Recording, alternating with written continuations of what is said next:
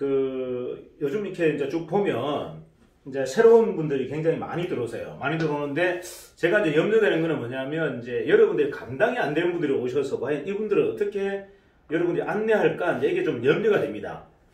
그렇다고 해서 뭐 제가 다 이걸 핸들링할 수 있는 여건이 아니고 이제 본부장님 중심으로 이렇게 하셔야 되는데 이제 본부장님이 감당할 수 없는 영역의 분들이 몇 분 오셨어요. 오셔서 이제 이거를 어떻게 안내할까 좀 걱정 아닌 걱정이 좀 됩니다. 그래서 여러분들이 어떻게 잘 안내하시느냐에 따라 이분들이 바로 우리 사업에 이렇게 도킹이 될 수도 있고 아니면 계속 겉돌 수도 있고 여러분들을 흔들어 놓을 수도 있고 여러분들 힘들게 할 수도 있어요.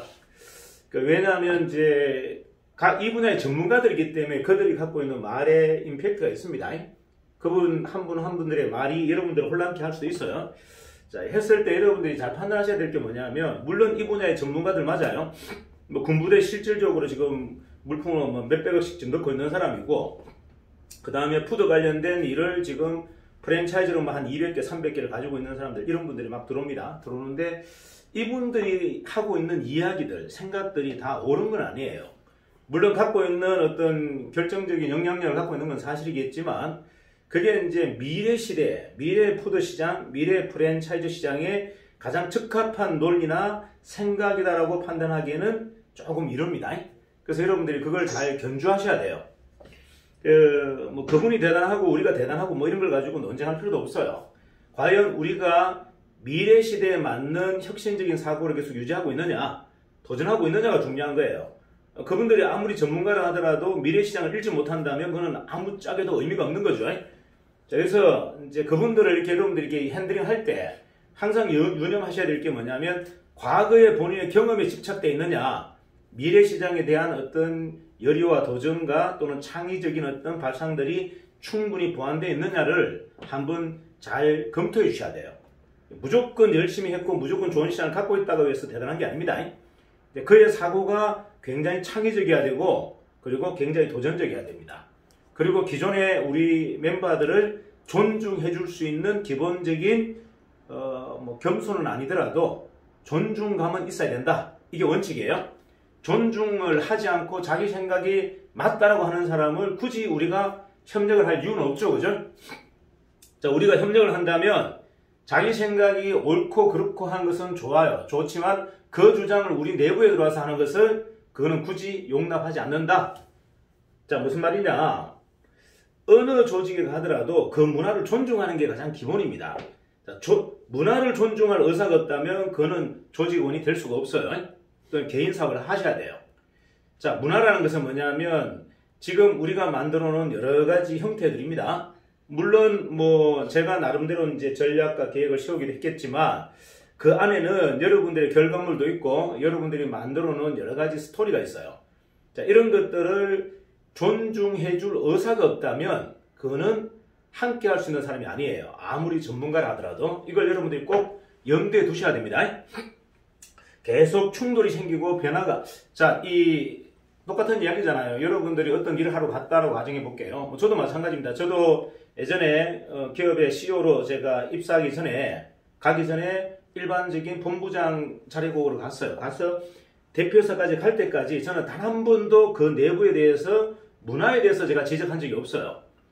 뭐 그 회사가 가지고 있는 생각, 그 다음에 그 사람들이 갖고 있는 문화, 그 다음에 그 오너가 가지고 있는 여러 가지 어떤 철학 가지고 제가 한 번도 손가락질이나 지적질을 한 적이 없습니다. 제가 대표사가 되고 난 다음부터 전반적인 걸 제가 바꿨어요. 그 전까지는 단 한 개도 제가 문제 제기를 한 적이 없어요. 어차피 제가 그 안에 한 일부이지 제가 그 모든 걸 경영하는 사람이 아니었기 때문에 저는 일단은 그 문화를 그대로 100% 존중해줬고 그 위에 상위에 있는 제 위에 있는 직책에 있는 분들을 그냥 조건 없이 그냥 인정해줬고 수용해줬어요. 그리고 최고 정상에 가서 제가 새로운 계획과 새로운 아이디어를 일부 반영한 건 있습니다. 하지만 그 전까지는 저는 단 한 번도 거기에 대해서 그 문화에 대해서 제가 지적한 적이 없어요. 그 안에 있는 뭐 교육 구조, 전략, 기획, 오늘의 어떤 정신, 철학 가지고 저는 한 번도 옳고 그름을 이야기한 적이 없습니다. 자, 이 자세는 굉장히 중요해요. 이 자세가 견조하지 않는다면 조직은 의미가 없어요. 그거는 말 그대로 그냥 당나라입니다. 당나라. 그래서 여러분들이 이제 이러한 것들을 꼭 존중해줘야 된다. 자, 누군가를 영입하고 전문가를 영입하는 건 좋지만 문화에 대해서 뭔가 이 스크래치를 내겠다고 한다면 저는 절대 용납할 수 없습니다. 문화는 저 혼자 만든 게 아니고 지금 현재 있는 사람 모든 구성원들의 생각과 철학과 여러분들의 행동과 스토리가 다 만들어진 게 문화라고 얘기하는 거예요. 그것을 무시한다 또는 그것을 수용하지 못한다고 한다면 우리와 함께 할 수 없습니다. 이것만큼은 여러분들 꼭 전제 조건을 다뤄주셔야 돼요. 제가 수많은 사람이 지금 리더들이 오고 있지만 제가 철칙을 갖고 있는 것은 정인의 문화를 수용하지 않는다고 한다면 저는 절대 멤버로 참여시키지 않습니다. 그가 아무리 대단한 경험과 능력을 갖고 있다 하더라도 그건 아무런 의미가 없어요. 그건 오히려 없는 것이 나아요. 자, 요거를 여러분이 또 기준을 좀 잡아주셔야 되고, 왜냐하면 지금 엄청난 분들이 계속 들어오고 있기 때문에 그렇습니다. 여러분들이 이걸 감당할 줄 몰라요. 자, 그렇게 대단하신 분이 오면 여러분들은 막 휘둘립니다. 그분한테. 자, 여러분 개인이 휘둘리는 건 관계없지만 회사는 절대 휘둘리지 않습니다. 다시 얘기할게요. 여러분 개인은 휘둘릴지 모르겠지만 회사는 절대 휘둘리지 않아요. 휘둘리지 않을 회사를 만든 겁니다. 제가 다시 얘기할게요. 정의를 왜 만들었다? 어떤 사람에게도 흔들리지 않고 휘둘리지 않을 회사를 만든 거예요. 그래서 제가 어떻게 하는지 한번 잘 보세요. 그분들 어떻게 요리하는지를 제가 정확하게 보여드릴게요. 그래서 여러분들도 가능하면 휘둘려서는 안 된다. 아무리 그분이 과거에 대단하고 이 업에 대단한 경험을 갖고 있다 하더라도 그가 우리 문화의 위에 올라갈 수는 없다. 요건 정확하게 여러분들 기준 잡으셔야 됩니다. 이 문화라는 것은 저 혼자 만든 것도 아니고 여기 지금 들어있는 모든 사람의 스토리와 역사가 문화인 거예요. 그들을 무시했다가는 절대 용납하지 않는다. 이해가십니까? 요거 명심하셔야 돼요. 자, 영업을 제가 한번 정리를 한번 좀 해보니까 이런 것 같아요. 영업은 고객의 욕망의 크기와 시기를 자극하는 거다. 뭐 저는 이렇게 한번 규정을 좀 해봤습니다. 영업은 고객의 욕망의 크기와 시기를 자극하는 거예요. 자, 무슨 말이다? 욕망을 좀 더 빨리 일으키고 좀 크게 일으키게 내가 자극하는 것이 영업이다. 제가 리더십에 대해서도 말씀드렸죠. 리더십은 나를 따르라. 가자가 아니라 뭐다? 그들이 움직일 수 있는 동력과 계기만 만들어주는 거다. 제가 얘기했습니다. 목적을 잡아주지 마라. 목적을 잡아주는 것은 과거의 리더십이에요.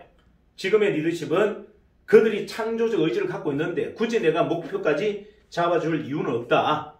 그들이 스스로가 움직일 수 있는 동력과 계기만 제안하자. 이게 제가 갖고 있는 리더십이에요.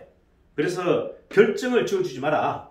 결정을 지어주는 것이 가장 위험합니다. 그의 한계가 어디까지인지 모르는데 어떻게 결정을 지어줍니까? 그의 욕망이 대통령일 수도 있잖아요. 그의 욕망이 세계 최고 인류 기업의 오너일 수도 있는데 그걸 내가 단도질한다는 것은 그는 어불성설이다. 내가 할 일은 단지 뭐다? 그가 그 동력을 그렇게 하겠다고 도전할 수 있는 동력만 내가 제공할 뿐이다. 이렇게 정리하시면 좀 맞을 것 같고요. 그래서 그 안에 있는 그들이 갖고 있는 가장 큰 욕망이죠. 고객들은 어떤 생각을 갖고 있느냐? 뭔가 변화를 요구하고 있습니다. 기존의 타성에 젖어 있는 행위를 싫어하는 겁니다. 자, 늘 갔던 식당, 늘 갔던 어떤 서비스 이런 것보다는 좀 더 선진화되고 좀 더 차별화되고 좀 더 나를 감동을 줄 수 있는 이런 서비스에 대한 욕구가 있는 거예요. 자, 그런 욕망을 어떻게요? 좀 더 크게 또는 좀 더 빠르게 접근하게 만드는 것이 영업이 아닌가 뭐 이렇게 정리해 봅니다. 자, 욕망도 보면 이렇게 세 가지로 나눌 수 있을 것 같아요. 자, 욕망도 먼저 일단 자극이 돼야 되죠. 자, 두 번째는 자극이 됐다면 만족을 해야 되고, 자, 그 다음에 이제 가장 좋은 욕망의 구조는 뭐냐면 부러워야 됩니다. 부러워야 돼요. 야, 저 부럽네. 국명석 본부장 활동하는 게 너무 부러워요. 이게 부러워야 되는 거예요. 욕망이 그냥 내가 자극돼서 한번 괜찮아, 좋아, 내가 저 한번 가져보고 싶어. 자, 가졌어. 근데 내가 가진 것보다 국명석 본부장이 갖고 있는 게 훨씬 더 커 보이고 더 대단해 보여. 이게 욕망이 끝이어야 됩니다.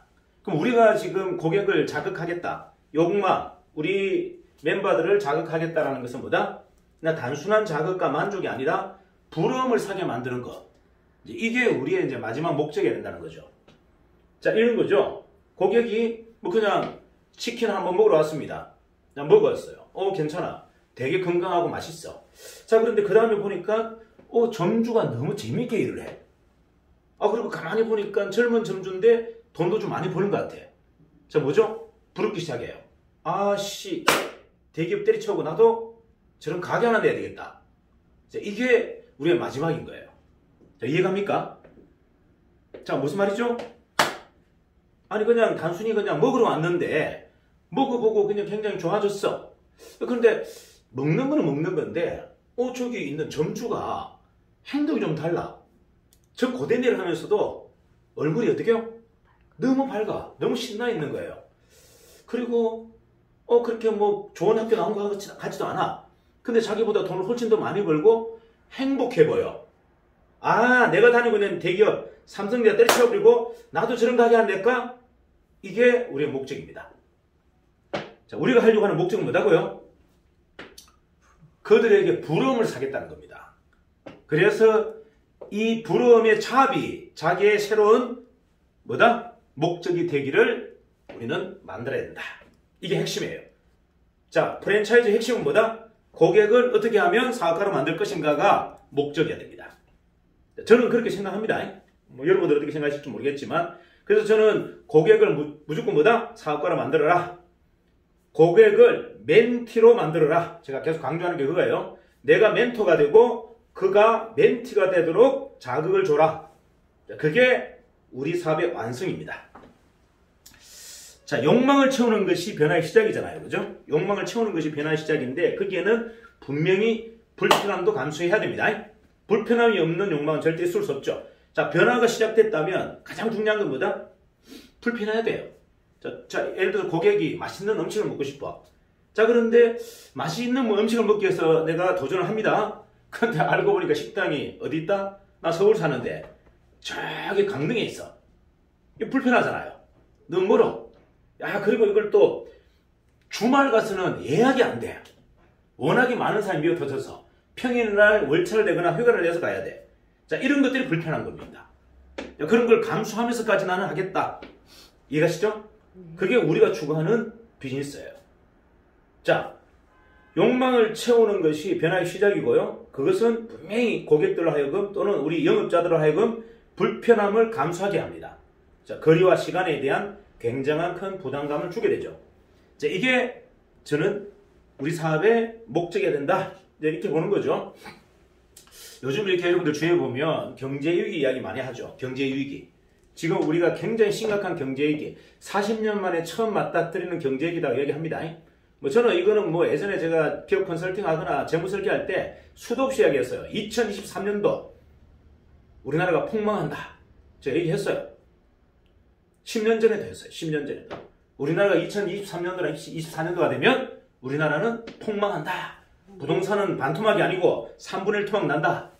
그리고 부동산 대출 받은 사람들은 최소 8% 10%씩 금리를 물 거고 다 거지 된다. 그래서 부동산 사지 말고 제가 그때 수도 없이 얘기했어요. 10년 전부터. 부동산을 절대 무리하게 사지 마라. 그리고 빚을 내어서 사업하지 마라. 뭐 이렇게 수도 없이 얘기했습니다. 뭐 어떤 그건 과거 이야기지만 어떤 현재 지금 사이클상 올라오고 있죠. 굉장히 심각한 경제위기, 전 세계가 다 어려워지는 경제위기에 우리는 봉착되어 있고 거기에 모든 가장 큰 화살이 대한민국을 겨냥하고 있습니다.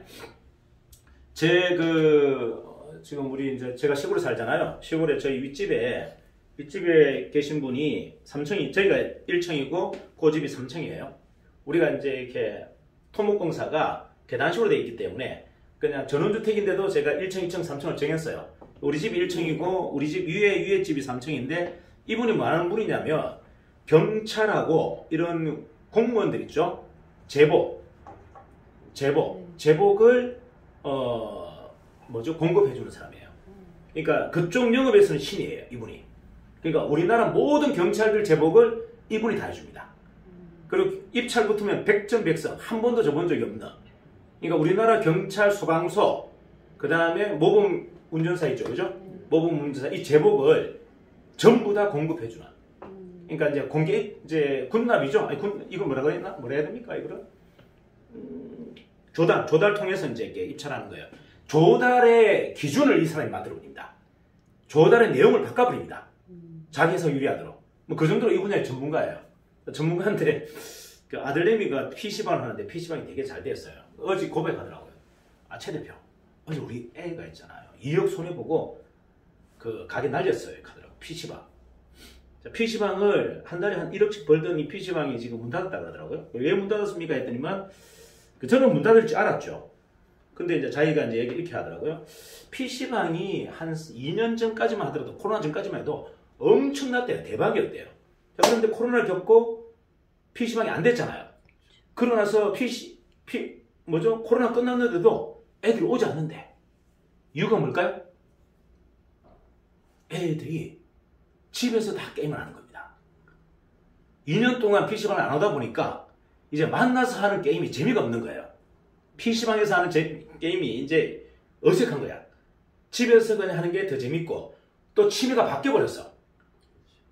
중학교, 고등학교, 대학생들이 주류였는데 이들이 과거에는 PC방 가서 학교 그만두면 가방 집어넣어놓고 PC방 가서 한두 시간 하는 게 이게 취미였는데 이제 그런 취미가 사라져버린 거예요.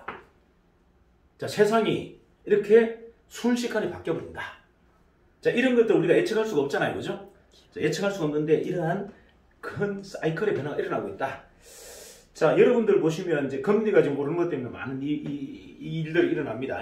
자, 경제 위기에는 첫 번째는 이제 금리 인상이죠. 미국 연준이 이제 금리 인상을 위해서 전 세계가 압박받으면서 어쩔 수 없이 금리가 올라가고 있죠. 지금 대출 금리가 8%까지 올라갔습니다. 우리가 코로나 전까지만 하더라도 한 2.5%, 3%대 금리였는데 지금 8%대까지 올라가 있어요.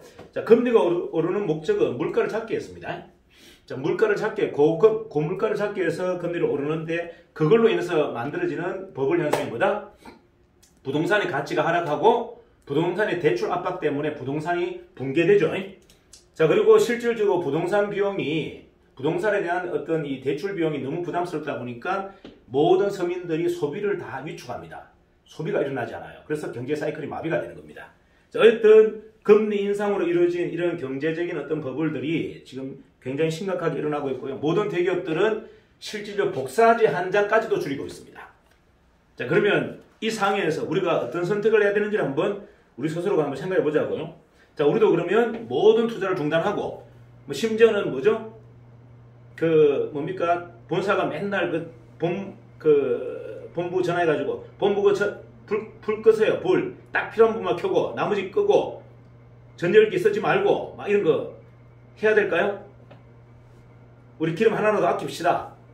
이러면 어떻게 될까요? 지금 대기업이 그러고 있어요. 대기업이 임원들이 지금 뭐까지 조사하고 있다고요? 사무실에서는 복사지 한 장까지도 지금 컨트롤하고 있다. 그만큼 뭐다? 위기 상황이라는 겁니다. 그 임원이 하는 이야기예요.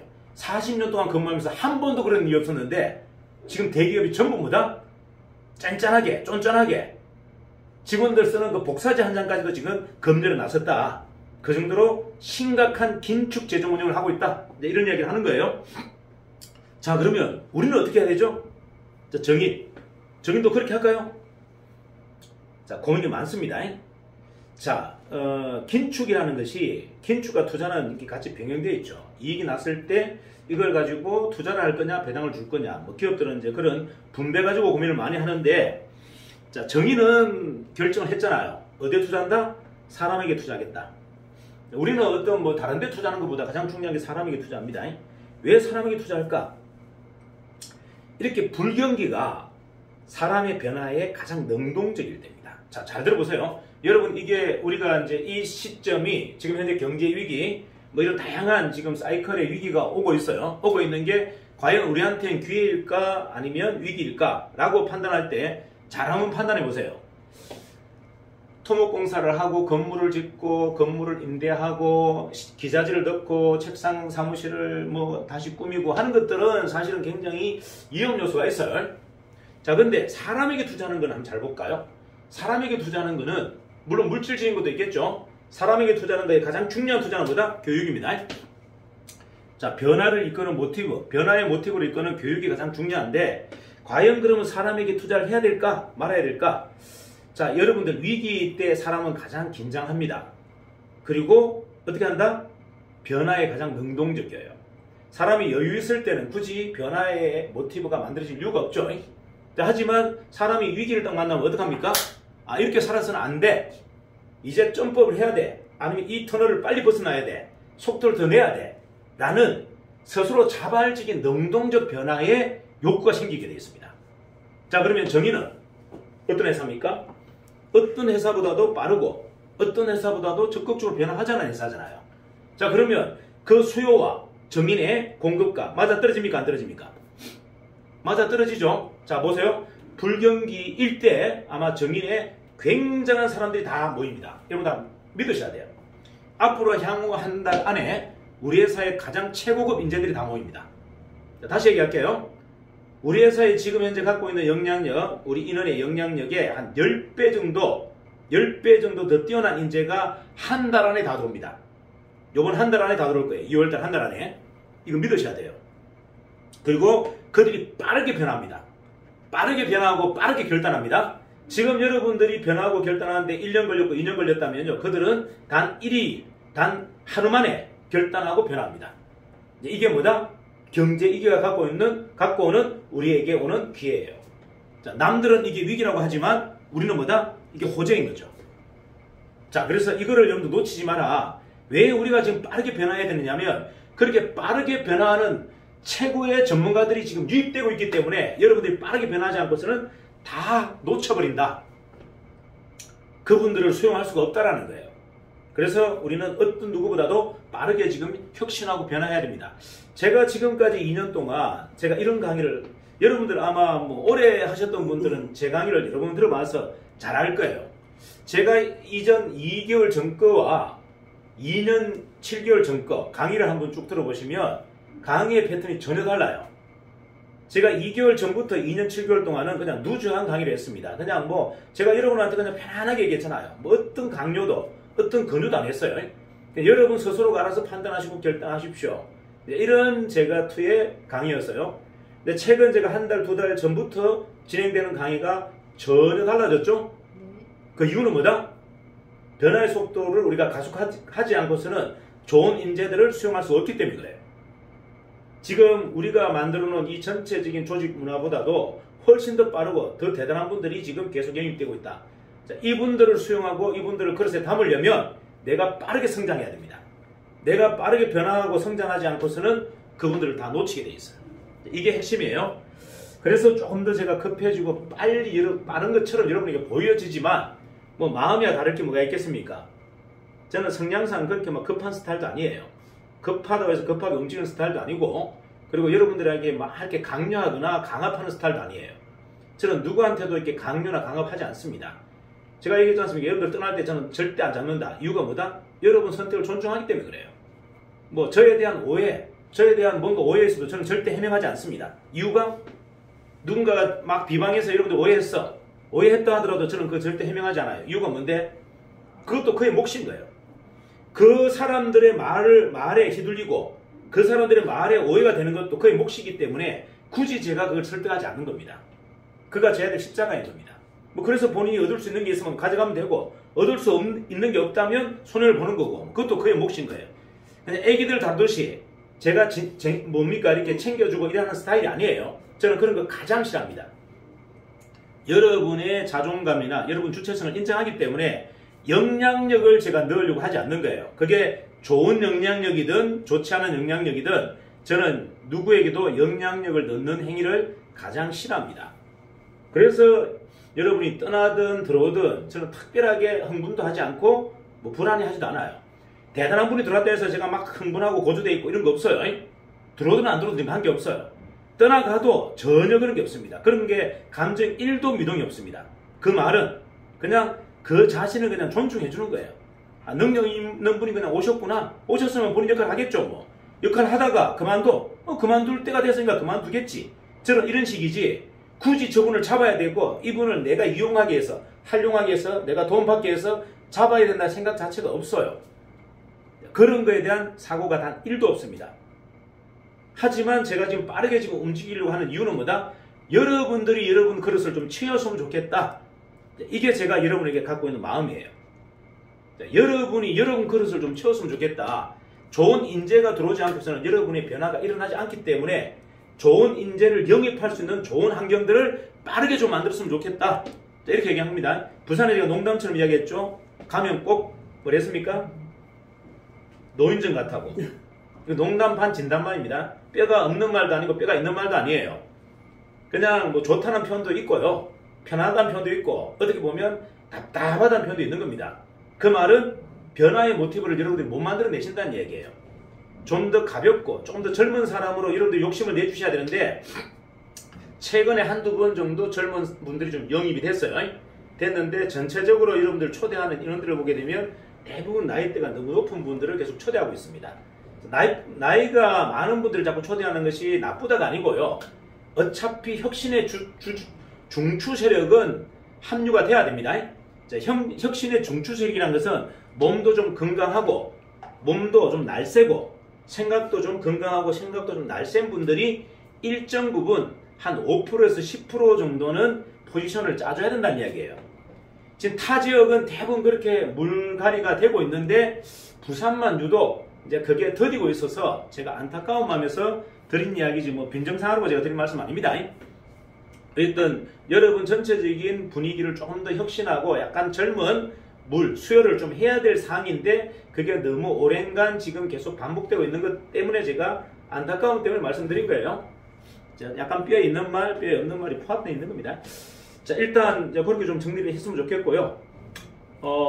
경제는 사이클이 계속 움직입니다. 자, 무슨 말이냐면 세상에 여러분들 보시게 되면 뭐 우리나라가 IMF도 왔고 뭐 서브프라임 모기지 사건 때문에 대위기도 오고 많았잖아요, 그죠? 그 다음 어떻게 되던가요? 그 다음 또 폭발적인 성장을 이뤘잖아요, 그죠? 이 경제는 사람들이 모여서 움직이는 심리가 작용되고 있기 때문에 심리가 위축될 때는 대개 위기가 왔다가 또 자신감이 사람들이 심리가 이기고 오면 어떻습니까? 저항감이 생기죠? 그리고 도전하려고 전 집단들이 국가나 그 안에 있는 구성원들이 집단적으로 도전하려고 달라들 때는 다시 경제 활성화로 점프업이 되는 거예요. 이거는 오로지 경제 사이클이 누군가에 의해서 움직이는 것이 아니라 이 많은 사람들의 심리에서 움직인다. 심리가 위축되고 심리가 불안하기 때문에 경제위기가 오는 거예요. 자, 하지만 심리적으로 누군가 집단이 자신감을 갖는 순간 또 다시 호기가 오죠. 자, 이거는 항상 사이클이에요. 한 번씩 이렇게 무너질 때 확 위축하고 뭔가 긴장됐던 것이 다시 도전하면서 다시 또 회복되고 이런 사이클을 계속 거리게 돼 있는 겁니다. 자, 그러면 하나의 현상이다. 자, 우리나라에 굉장히 심각한 경제위기가 온다 하더라도 그거는 뭐다? 다음 호재가 오기 위한 하나의 신호탄이다. 이래 본다면 여러분들이 두려워할 게 없다. 자, 그렇다면 이제 가장 중요한 건 뭐죠? 그 속도를 우리는 좀 빨리 당기자는 겁니다. 자, 위기가 왔다면 빨리 와버려야 되고 위기가 가고 호재가 온다면 기회가 온다면 빨리 땡겨서 그 기회가 우리한테는 1년 걸릴 게 아니고 몇 개월? 3개월 안에 끝나게 만들어야 되는 것이 우리의 숙제라는 거죠. 자, 국내 사이클은 1년의 주기를 통해서 경제 위기가 왔다가 다시 호기가 왔다면 우리는 그렇게 오랜간 지속돼서는 안 된다는 거예요. 국가의 사이클은 그렇게 돈다 하더라도 정의는 사이클은 몇 개월? 3개월 안에 끝내야 된다. 그럼 폭망할 수 있는 경제위기가 온다 하더라도 우리는 3개월 안에 바로 뛰어넘어야 된다. 그래서 속도가 필요한 겁니다. 제가 지금 속도 계속 얘기하는 것은 뭐냐면 분명히 위기가 오기 때문에 그 위기를 우리는 어떻게 해요? 점프, 뛰어넘을 수 있는 힘을 빨리 길어야 되고 국가는 1년, 2년 동안 그렇게 경제 침체 위기가 오더라도 정의만큼은 3개월 안에 점프업을 하고 뛰어넘어야 된다. 그래서 각자의 체력을 지금 빨리 보강해야 된다. 이게 지금 당면에 있는 숙제다. 되시겠죠? 네.